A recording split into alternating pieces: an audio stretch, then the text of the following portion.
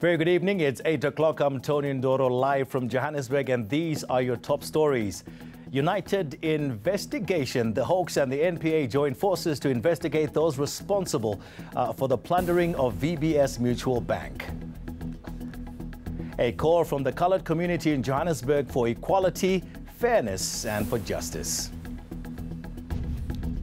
Basic Education Minister Angie Motshekga calls on parents, teachers and communities to end the scourge of violence in schools, saying more security is not the answer. Now, in our top story, the Hawks and National Prosecuting Authority have joined forces in nabbing the culprits of VBS Mutual Bank fraud. They're investigating allegations of a sophisticated fraud network running from within the bank. Next week, the Hawks and the NPA will meet on the Great Bank Heist Report. Aaron Bates has the story. Advocate Terry Motau's Great Bank Heist Report is a revelation. It uncovers the links in the chain of wide-scale looting and pillaging at VBS Mutual Bank. Now, the Hawks and NPA are on a race against time to nab the culprits and their assets. We cannot take that report directly to a magistrate or judge. So it forms part and parcel of a guide as part of our probe. But we have our own independent investigation. The Hawks' 13-member team has been bolstered by the NPA. It's assigned 5 prosecutors to investigate, and the two teams first met on this topic last week. We are taking the matter seriously. These allegations are very serious. We have deployed a highly experienced team to ensure that the Hawks investigators are guided and the matter is fast-tracked to ensure that there is some finality. The main complainant in this matter is the Reserve Bank. Motau identifies VBS chairman Chifiwa Matodzi as the kingpin of the scheme. He is said to have roped in political middlemen and municipal officers to guarantee municipalities bank with VBS. And a chartered accountant at KPMG helped them cover their tracks. One of the things that we're aiming for is to make sure that those are responsible are arrested. When are those arrests going to happen? I mean, it depends on the investigations. That is why we're saying we have a big team that has now been formulated. So it means then that action will be taken very soon.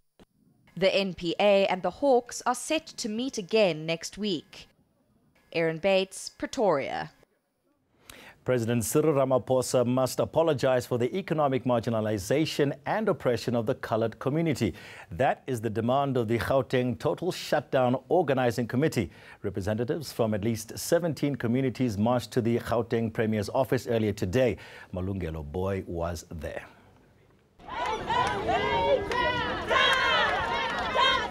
An early Friday morning protest against drugs, gangsterism, and what these Reveille residents describe as their marginalization by government. For most of us, we don't have opportunity that most people have. Like, this area is not recognized by the government. Colours are forgotten, and the reason why also is that there are no young people finding jobs, the drug abuse. Meanwhile, representatives from 17 communities marched to Gauteng Premier David Makhura's office demanding equality, fairness and justice. We demand that you provide our community with full audits of how many classified colours are working in the entire government departments as per your mandate. We demand that you tell us how much money was spent in former classified coloured communities across the province, and which companies got the contracts and tenders, and how many classified coloured businesses benefited from the business transaction for the last 10 years. Makhura, who in the past has considered there was a level of neglect of this community, says they are constantly working on solutions. We are sitting for 3 days next week. But I also said to the cabinet, I also want an audit of service delivery and development, specifically in the communities which I've said are neglected and there's underinvestment. A similar march targeted at Johannesburg Mayor Herman Mashaba is planned for next week. Malungelo Boy, Johannesburg. Now, Basic Education Minister Angie Motshekga says safety at schools should be the responsibility of parents, teachers and the communities. She says police and metal detectors alone won't stop attacks on teachers and on pupils. Motshekga was speaking at a school safety summit in Pretoria. Liranzo Temba has that story. Violence at South African schools is at crisis level. Places of learning and teaching are also fast becoming breeding ground for violence, fear, and in some cases, death. Learners are recruited into gangsterism. The very same learners, they take those weapons that they get from their own brothers, they kill teachers. You point fingers, say Congress of South Africans, teachers, learners. But we're not doing anything about that gangsterism. Now, education officials want the greater society to be more involved in stopping the violence. But the calls for more police searches and metal detectors don't resonate with everyone. We can't rely on one to say, let's bring metal detectors. I'm saying let's conscientize our children more. For me, that's the strongest. That they should regard peace, they should be disciplined. But some of these things don't happen in other schools. They happen in specific communities. Teacher unions have also come forward with their suggestions. Patrolling of the police is important, but not permanently stationed at the school level. We need to use education to change our mindset and not believe on our external stimuli to help what is really an internal problem. The one-day summit also looked at the possible roles law enforcement, sports and the church can play in combating violence. Teachers were also given pointers on how to empower themselves in the classroom. Liranzo Temba, Pretoria. Education and Training Quality Assurer Umalusi says it's all systems go for the matric exams. 600,000 pupils will sit for the exams from this coming Monday. The body is pleading with protesting communities not to disrupt learners writing exams. It's also confident the measures that have been put in place to avoid exam paper leaks will work. Member Louis Madalan has reported on areas of good practice and areas of concern in some provinces in terms of our auditing of the system for its readiness to administer the National Senior Certificate examinations for this year. These concerns have been brought to the attention of the relevant provincial heads of department and the Director General of the Department of Basic Education for corrective action before the start of the examinations. We'll be monitoring that space to ensure that the necessary remedial measures are taken before the examinations commence. However, regardless of the identified risks, I can report to you that our system is ready to administer the 2018 final examinations. Now, for other stories that made headlines today, the N3 has been reopened after a fuel price protest brought the National Freeway to a standstill near the Marion Hill Toll Plaza today. COSATU, its affiliates and pressure groups want government to reduce fuel costs and reverse the VAT increase. It also wants the public transport system to be improved and for SASL to be nationalised. The demonstration was only approved to take place on the Durban-bound side, which was closed in the vicinity of the toll plaza for several hours, but protesters later tried to block the Johannesburg-bound route, forcing police to move in. Police eventually managed to confine protesters to one side. Apartheid-era Foreign Affairs Minister Pik Botha has died. His son Roloff Botha confirmed that he passed away at home this morning after a long illness.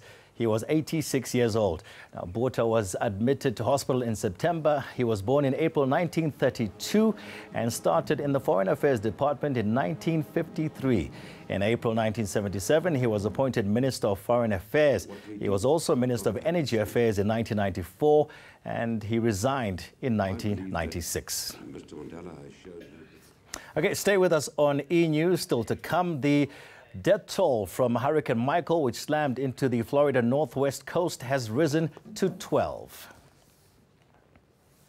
Okay, still coming up, we'll take a look at the local markets with Muteo Khoripe. What do you have for us? Better day of trade today, Tony, and also a strengthening of the rand. I'll bring you that breakdown in a moment.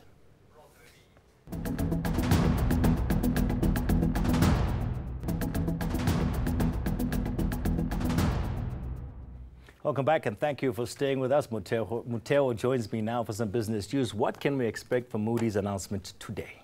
You know, like you and I, Tony, when we walk into a bank, we need some sort of credit check if we are going to ask for money anywhere else. The country's the same. South Africa always asks for capital elsewhere, and they need this sort of rating. And Moody's has kept it at investment rating, unlike Fitch and S&P, who have also downgraded our investment rating, keeping us at Baa3 currently, which is also at a stable outlook. And they're saying in September they expect South Africa's policy going forward to do great. And in fact, one analyst says South Africa's economy has done well over the past year.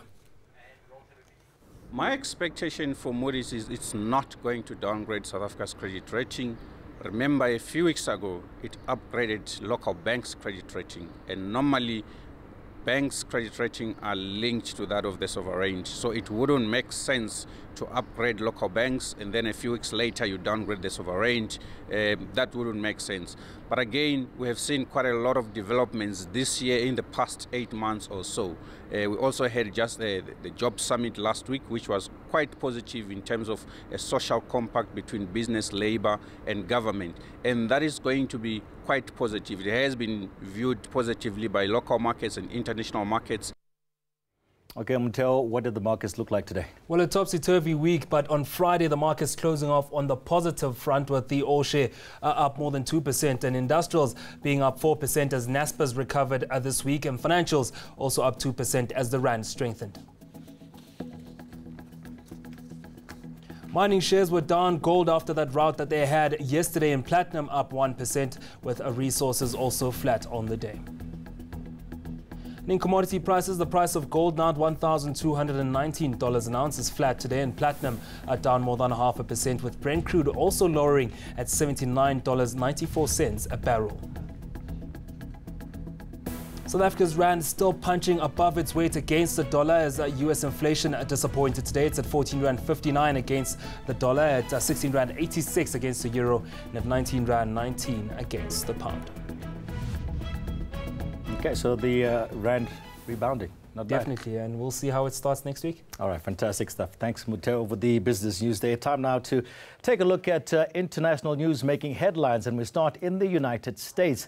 The death toll in the aftermath of Hurricane Michael has risen to 12. It slammed into Florida's northwest coast, causing severe damage across Florida, Georgia, North Carolina, and Virginia. Homes have been reduced to piles of wood, leaving 20,000 people displaced. Gulf World and Zoo World in Panama City have also been hit. And Britain has held its second royal wedding this year. Queen Elizabeth's granddaughter, Princess Eugenie, and wine merchant Jack Brooksbank shared a royal kiss on the steps of Windsor Castle. Among the celebrities at the wedding were supermodel Naomi Campbell, Prince Harry, and Meghan Markle, who celebrated their nuptials earlier this year. They were also there. The newlyweds were whisked off in an open-top horse-drawn carriage. Break. We go to our weather center where Louis is standing by, and then that infamous hug. I love this guy right here. Yeah. Kanye West has the most bizarre meeting with U.S. President Donald Trump. We'll tell you what happened next.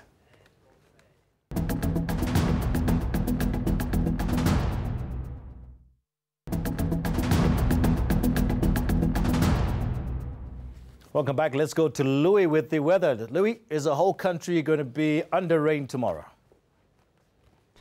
Just about, Tony. Most parts of South Africa experiencing showers and thunderstorms during the course of Saturday. And if we take a look at the rain and cloud forecast for tomorrow, I'll tell you exactly why this is taking place. And it's because of a high pressure ridging in behind a cold front along the east coast, as well as a low towards the western coastline. And the combination of these two systems are causing lots of moisture to pour into the interior of South Africa. Wow. And that's the fuel that's needed for the thunder showers to develop. So we can see wet weather developing in the afternoon over much of the interior, and becomes especially stormy onto the Highveld, where there's also potential for severe thunderstorms during the course of Saturday afternoon and evening. The Northern Cape will also see thunderstorm activity during the afternoon hours, but it does stay dry for Springbok and Alexander Bay, where temperatures climb into the mid to upper 20s. It's going to be a mostly dry day for the Western Cape. Lighter winds for Cape Town, but the strong winds shift towards the south coast, including George and Mossel Bay. Windy for Port Elizabeth with mostly sunny skies. skies, but for other areas in the Eastern Cape, it stays cloudy with rain and temperatures will also be low.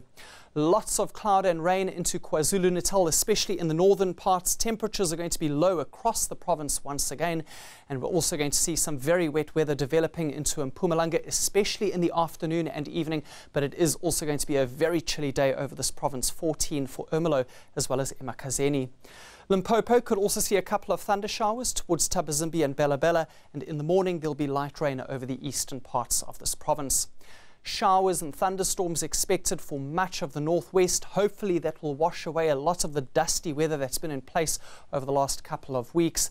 And we'll see similar conditions for the Free State. It's going to be a much colder day over this province, especially in the east. Harry Smith, 12 degrees, your expected maximum. And it's going to be a stormy afternoon and evening across much of Gauteng, especially in the southern parts where we have an 80% chance for those thunderstorms to develop, and some of those thunderstorms could become quite strong as well. Let's take a look at what Sunday brings to South Africa. And while there will be thunderstorms for many parts of South Africa, not quite as widespread as they will be for tomorrow, dry towards the western and east coasts of the country. And then on Monday, mostly dry over South Africa, a few thunder showers in the northeast and a couple of drops of rain for some areas along the coastline. That's all from the Weather Centre. It's back to you in Johannesburg. All right, thank you so much, Louis. You're officially the good news man.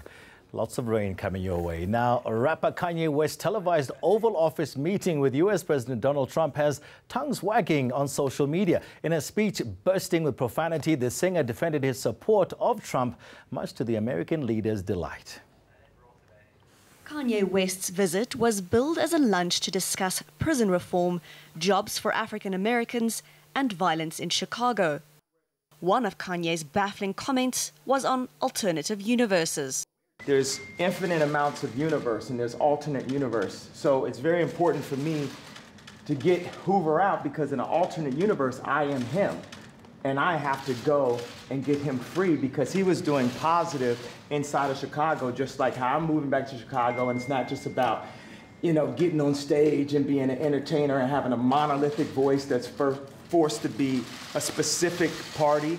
The rapper also addressed his bipolar diagnosis. I had a 75th percentile of all human beings, but it was counting 8 numbers backwards after it was repeating, so I'm going to work on that one. The other one's 98%, Tesla, Freud. You know, so he said that I actually wasn't bipolar. I had sleep deprivation, which could cause dementia. And Kanye gave Trump a hug. I love this guy right here. That's really nice. That's really nice. The meeting has become a top trending topic on Twitter. Users took to the microblogging site mostly to express their concern with memes and other funny comments. 2 peas in a pod. Okay, now let's take you to our headlines. United investigation. The Hawks and the NPA join forces to investigate those responsible for the plundering of VBS Mutual Bank. A call from the coloured community in Johannesburg for equality, fairness and for justice. Basic Education Minister Angie Motshekga calls on parents, teachers and communities to end the scourge of violence in schools, saying more security is not the answer. That's it from myself and the team behind the scenes. Enjoy the rest of your Friday evening. Good night.